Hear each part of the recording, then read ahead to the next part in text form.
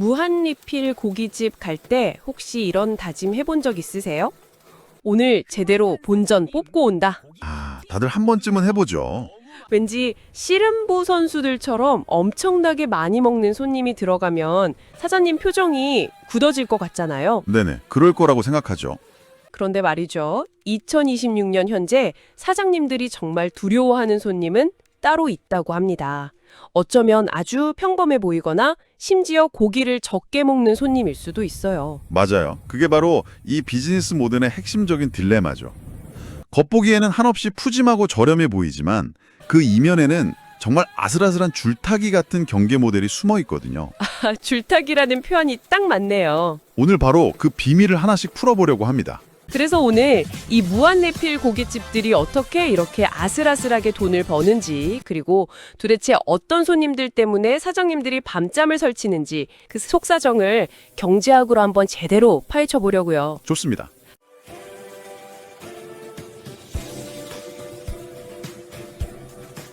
가장 기본적인 질문부터 시작해 보죠. 1인당 2만 원도 안 되는 돈을 받고 고기를 무제한으로 주는데 이거 정말 남는 장사 맞나요? 핵심은 두 가지 키워드에 있어요. 바로 박리담회와 평균의 함정입니다. 평균의 함정이요? 네. 쉽게 설명하자면 무한리필 식당은 사실 보험회사랑 아주 비슷하게 운영된다고 보시면 돼요. 보험회사요? 고깃집이랑 보험이라니 전혀 상관없어 보이는데 좀 더 설명해 주시겠어요? 보험회사는 모든 가입자가 동시에 아프거나 사고를 당하지 않을 거라는 통계적 확률에 돈을 거는 사업이잖아요. 아, 그쵸. 무한리필 식당들 똑같아요. 모든 손님이 씨름 선수처럼 먹지는 않을 것이라는 그런 통계적 가정 위에 세워진 사업 모델인 거죠. 아하, 그러니까 많이 먹는 손님, 이른바 헤비 유저가 분명 손해를 끼치긴 하지만 그런 손님은 아주 극소수일 거라는 믿음 위에 서 있는 거군요. 정확히 그 지점입니다. 실제로 그런 헤비 유저는 전체 손님의 5%도 채 안 된다는 통계가 있어요. 아, 5%밖에 안 돼요? 네. 나머지 95%의 평범하거나 오히려 적게 먹는 손님들이 그 5%의 손해를 메워주고 가게의 전체 수익을 만들어주는 구조인 셈이죠. 잠시만요. 거기서 말씀하신 평균의 함정이라는 말이 굉장히 흥미롭게 들리네요.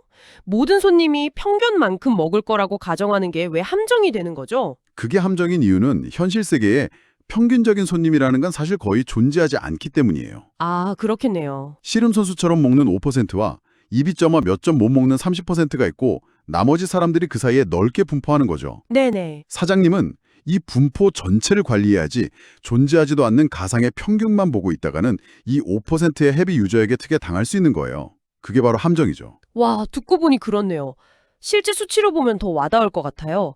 대표적인 프랜차이즈인 명륜진 사갈비의 경우 가맹점 월 평균 매출이 약 4,425만 원이라고 하더라고요. 네, 그 정도 됩니다. 이 정도면 꽤 많이 버는 것 아닌가요? 매출액만 보면 정말 그렇게 보이죠. 하지만 비용 구조를 속속들이 들여다보면 생각이 완전히 달라지실 겁니다. 비용 구조요? 우선 가장 큰 비용인 재료비, 즉 고기나 채소값이 전체 매출의 45%에서 많게는 50%까지 차지해요. 와, 절반 가까이가 그냥 원가로 나가는 거네요? 그렇죠. 여기에 인건비가 한 12%에서 20%, 그리고 임대료와 가스비, 전기세 같은 기타 경비가 약 20%를 차지합니다. 그럼 남는 게 거의 없겠는데요. 이걸 다 빼고 나면 점주가 아침부터 밤까지 하루 종일 직접 일했을 때 가져가는 순이익률이 고작 9% 정도에 그치는 경우도 허다해요. 잠깐만요. 순이익률이 9%라고요? 솔직히 잘 믿기지는 않는데요. 그런 가게들 저녁 시간만 되면 항상 손님으로 꽉 차 있잖아요. 맞아요. 그 많은 사람을 받고도 고작 그 정도밖에 안 남는다는 건가요? 어디선가 계산이 잘못된 것 아닐까요? 그래서 많은 분들이 오해를 하시는 거죠. 442만 5천 원을 팔아도 점주 손에 400만 원 정도 떨어지는 셈이에요. 아, 요즘 같은 시대에 초기 창업 비용이 2억 5천만 원 정도 되는데 이 돈을 회수하려면 4년에서 5년이 꼬박 걸릴 수도 있다는 계산이 나오죠. 이야, 그렇다면 진짜 돈은 고기에서 버는 게 아니라는 말이네요. 바로 그겁니다. 진짜 수익원은 주류, 음료수, 냉면 같은 사이드 메뉴에서 나와요. 아, 역시. 고기 원가율은 40%를 훌쩍 넘지만 소주 한 병이나 콜라 한 캔의 마진율은 훨씬 높거든요. 그리고 또 하나의 비밀 병기가 있죠. 아, 알 것 같아요. 셀프바에 있는 떡볶이나 튀김 같은 것들. 저 그거 진짜 좋아하는데. 하하, 바로 그 달콤한 함정에 빠지신 겁니다. 함정이요? 당분이 높은 탄수화물 메뉴는 포만감을 아주 빨리 느끼게 만들어서 정작 비싼 고기의 소비량을 줄이는 아주 영리한 전략인 거죠. 와, 셀프바 떡볶이가 그런 달콤한 함정이었다니. 저 완전 매번 걸려들었네요. 고기 먹기 전에 꼭 두세 개씩 집어 먹었는데 그게 다 사장님의 큰 그림이었군요. 그게 바로 이 비즈니스 모델의 정교함이죠. 괜히 배신감이 드는데요. 자, 이렇게 아슬아슬한 수익 구조 위에서 운용되다 보니 사장님들은 이 시스템의 허점을 파고드는 특정 손님들에게 극도로 예민해질 수밖에 없는 거예요. 이제 본론이네요. 단순히 많이 먹는 손님을 넘어 이 보험 같은 시스템 자체를 위협하는 손님들. 지금부터 사장님이 가장 무서워하는 손님 유형 탑3를 본격적으로 파헤쳐 보겠습니다. 네. 첫 번째 유형은 뭔가요? 첫 번째 유형부터 아주 충격적입니다. 바로 재료를 파괴하는 낭비형 손님이에요. 아, 고기를 불판에 잔뜩 올려놓고 까맣게 태워버리는 경우가 대표적이겠네요. 그렇죠. 실제로 아이들과 식당을 찾은 한 손님이 삼겹살 3덩이를 통째로 태우니까 사장님이 누구는 땅 파서 장사하냐며 격분했던 사건이 있었죠. 네, 그 사건이 무한리필 식당의 현실을 적나라하게 보여주죠. 사장은 치워놓았던 탄 고기를 다시 불판에 올리면서 이거 먹을 수 있다고 하고, 네, 탄 고기를요? 네, 손님은 탄 걸 어떻게 먹냐고 항의하고, 결국 계산할 때 환경부담금 3,000원을 요구했는데 손님이 나가면서 다시는 안 온다고 혼잣말을 하니까 욕설을 하고 가게 앞에 소금까지 뿌렸다고 해서 논란이 됐었죠. 손님 앞에서 소금을 뿌렸다니. 아무리 화가 나도 그건 정말 선을 넘은 것 같은데요? 물론 잘못된 대응이지만 그만큼 절박했다는 방증이기도 해요. 이걸 다시 보험 모델로 가져와 볼게요. 낭비형 손님은 일부러 사고를 내서 보험금을 타내는 보험 사기와 비슷한 거예요. 아하. 가게 입장에서는 예상치 못한 높은 손해율을 기록하게 되는 거고요. 태워버린 고기는 원재료비 손실은 물론이고 다른 손님에게 팔 수 있었던 기회비용까지 동시에 날리는 최악의 상황이거든요. 여기에 숨겨진 비용이 또 있다고요? 네, 바로 음식물 쓰레기 처리 비용입니다. 많은 분들이 간과하시는데 이것도 다 돈이에요. 그렇죠. 지자체에 따라 다르지만 20리터짜리 음식물 쓰레기 봉투 하나에 2,800원에 달하는 비용이 발생합니다. 생각보다 비싸네요. 손님이 고기를 태우거나 남기는 순간 그건 단순한 음식이 아니라 사장님 주머니에서 나가는 현금 뭉치가 되는 셈이죠. 알겠습니다. 음식을 태우는 건 의도치 않은 실수일 수도 있지만 이건 정말 의도적으로 시스템의 약점을 파고드는 경우겠네요. 정확합니다. 바로 마진 구조를 직접 공격하는 손님들이죠. 네. 두 번째 유형, 선택적 섭취 영손님. 바로 마진 파괴자들. 마진 파괴자? 상추 가격이 금값일 때 고기 한 점에 상추를 2장씩 겹쳐 먹는다고 손님에게 주의를 줬던 사장님 이야기가 있었잖아요. 네, 그거 듣고 그냥 웃어 넘겼는데 이게 심각한 문제였군요. 경영주에겐 정말 심각한 문제예요. 채소 가격이 급등했을 때 그런 손님 몇 테이블만 받아도 그날 장사는 그냥 적자라고 봐야 합니다. 와. 가게의 마진 구조에서 가장 취약한 부분을 정확히 공격하는 거거든요. 마찬가지로 수익성이 높은 주류나 사이드 메뉴는 전혀 주문하지 않고 오직 가장 비싼 고기 부위만 집중적으로 그리고 대량으로 먹는 손님도 여기에 해당해요. 그런 손님은 매출은 높여주지만 가게에 남는 이익은 거의 없는 속빈 강정 같은 손님이겠네요. 맞습니다. 사장님 입장에서는 정말 훨씬만 쓴 셈이고요. 경제학 용어로는 역선택의 문제와도 비슷하다고 볼 수 있겠네요. 무제한이라는 조건이 어떻게 하면 가장 이득을 볼지 잘 아는, 즉 가게 입장에선 가장 불리한 손님들만 골라서 끌어들이는 결과로 이어질 수 있다는 거죠. 이제 마지막 세 번째 유형이 남았네요. 앞선 두 유형보다 더 악의적으로 느껴지는데요. 시스템 자체를 파괴하는 부정 이용형 손님입니다. 이건 명백한 절도 행위죠. 음식을 몰래 가방에 싸가는 손님들 말입니다. 아, 한 식당에서는 모녀가 지퍼백에 음식을 담아가다 적발됐는데 채식주의자라 많이 못 먹어서 아까워서 그랬다는 황당한 변명을 하기도 했어요. 채식주의자가 고깃집에 와서 고기를 싸간다니 정말 상식 밖의 일이네요. 이런 행위는 단순히 몇천 원의 손해를 넘어 무한리필 업계 전체를 지탱하는 신뢰라는 사회적 자본을 무너뜨립니다. 네. 더 큰 문제는 이런 소수의 이기적인 행동 때문에 선량한 다수의 고객이 결국 피해를 본다는 점이에요. 어떤 구체적인 사례가 있었나요? 유튜브에 소개되면서 유명해진 한 무한리필 국밥집이 있었어요. 밥뿐만 아니라 국밥 안에 고기까지 무료로 계속 리필해주는 정말 혜자스러운 곳이었죠. 와, 그런 곳이 있었다고요. 사장님이 거의 자선사업가 수준이신데요. 그렇죠.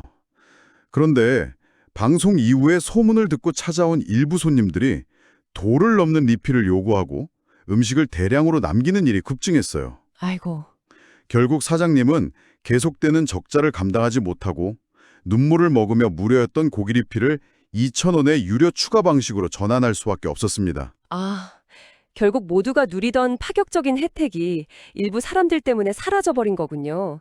정말 안타깝네요. 이 국밥집 사례가 바로 경제학에서 말하는 공유지의 비극의 전형적인 예시입니다. 아, 공유지의 비극. 무료 고기 리필이라는 모두를 위한 공유 자원을 일부가 자기 이익을 위해 남용하자 결국 자원이 고갈돼서 시스템 자체가 무너지고 선량한 모두가 피해를 보게 된 거죠. 듣고 보니 정말 씁쓸합니다. 이런 다양한 위협 속에서 사장님들의 대응 방식도 갈릴 수밖에 없겠어요. 네, 안타깝게도 부정적인 선택을 하는 경우가 종종 나타납니다. 원가 압박을 견디지 못하고 값싼 수입산 돼지고기를 국내산으로 속여 팔다가 적발되는 사례가 꾸준히 나오고 있고요. 양심을 파는 거네요. 그렇죠. 또 다른 부정적인 사례도 있죠. 단체 관광객을 받으려고 가이드에게 리베이트를 주고 그 손님들이 휩쓸고 간 뒤에 셀프마가 텅 비어도 일반 손님들을 위해 채워주지 않다가 갈등이 생기는 경우요. 맞아요. 한 손님이 이렇게 장사하시면 안 된다고 항의하자 사장이 그럼 오지 말았어야죠 라고 대받아쳤다는 기사도 있었죠. 네, 단기적인 수익 극대화를 위해 장기적인 고객 신뢰를 완전히 잃어버리는 매우 근시안적인 대응입니다. 하지만 반대로 이런 위기를 긍정적인 혁신을 통해 극복하려는 노력도 분명히 있겠죠. 물론입니다. 아주 흥미로운 사례가 있어요. 담가 화로구이라는 고깃집 프랜차이즈인데요. 담가 화로구이요? 이곳은 무한리필이 아니라 추가 주문 시 반값이라는 아주 독특한 가격 정책을 사용해요. 추가 주문 시 반값이라? 손님 입장에서는 많이 시킬수록 이득이라는 심리가 작용해서 계속 주문하겠네요. 바로 그겁니다. 이 방식은 손님들이 더 많이 주문하도록 자연스럽게 유도하면서도 테이블에 머무는 시간은 평균 1시간에서 1시간 반 정도로 짧아요. 보통 2시간 이상 앉아있는 무한리필 집보다 훨씬 짧네요. 테이블 회전율이 높아지는 거군요. 맞습니다. 무한리필집과 비교하면 테이블당 객단가는 거의 2배 가까이 높은데 회전율까지 더 빠르니 매출과 순이익을 동시에 잡을 수 있는 거죠. 하지만 손님 입장에서 무한리필이라는 확실한 간판을 보고 가는 거랑 추가 시 반값은 심리적으로 완전히 다를 것 같아요. 아주 날카로운 지적이에요. 저 모델이 정말로 무한리필의 대안이 될 수 있을까요? 고백을 끌어들이는 힘이 약하지 않을까요? 그래서 그들은 시스템적인 혁신으로 그 약점을 보완합니다.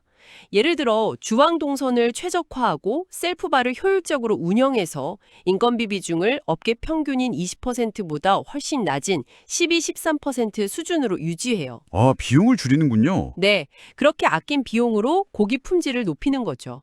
즉 무제한이라는 양적 매력 대신 반값에 즐기는 고품질이라는 질적 매력으로 승부하는 겁니다. 추가 주문 시 반값 모델 말고 다른 창의적인 해법은 없나요? 예를 들어 기술을 활용한다거나 메뉴 구성을 다르게 하는 식으로요. 물론이죠. 일부 식당에서는 태블릿 오더 시스템을 도입해서 원가가 특히 비싼 특정 부위는 테이블당 1회만 리필 가능하게 제한을 두기도 하고요. 아, 그런 방법이 있군요. 네. 그리고 손님이 몰리지 않는 시간대에는 가격을 할인해주는 다이내믹 프라이싱을 실험하는 곳도 있어요. 핵심은 무제한이라는 환상과 만족감은 어느 정도 유지하면서도 시스템적으로 리스크를 정교하게 관리하는 거죠. 정말 흥미롭네요. 오늘 이야기를 쭉 들어보니 결국 무한리필 식당은 단순히 음식을 파는 곳이 아니라 사장님과 손님 사이에 보이지 않는 사회적 약속 위에서 아슬아슬하게 운영되는 비즈니스 모델이라는 생각이 강하게 돕니다. 정확하게 보셨습니다.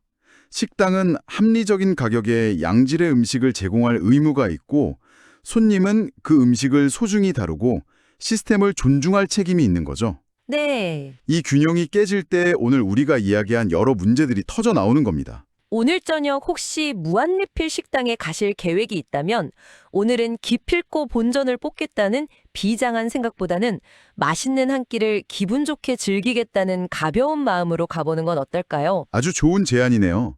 그게 모두가 윈윈하는 길이겠죠? 어쩌면 이 게임에서 경제학적으로 가장 현명한 승자는 배가 터지기 직전까지 먹어서 1,000원어치를 더 먹는 사람이 아니라 가장 맛있다고 느낄 때 기분 좋게 숟가락을 내려놓는 사람일지도 모릅니다. 오늘 이 이야기가 유익하고 흥미로우셨다면 저희 행복한 경제학 유튜브 채널 구독과 좋아요 그리고 주변에 공유도 꼭 부탁드립니다. 여러분의 클릭 한 번, 공유 한 번이 대한민국 자영업 사장님들과 우리 소비자 모두를 위한 건강한 경제 생태계를 만드는데 정말 큰 힘이 됩니다. 지금까지 들어주셔서 감사합니다.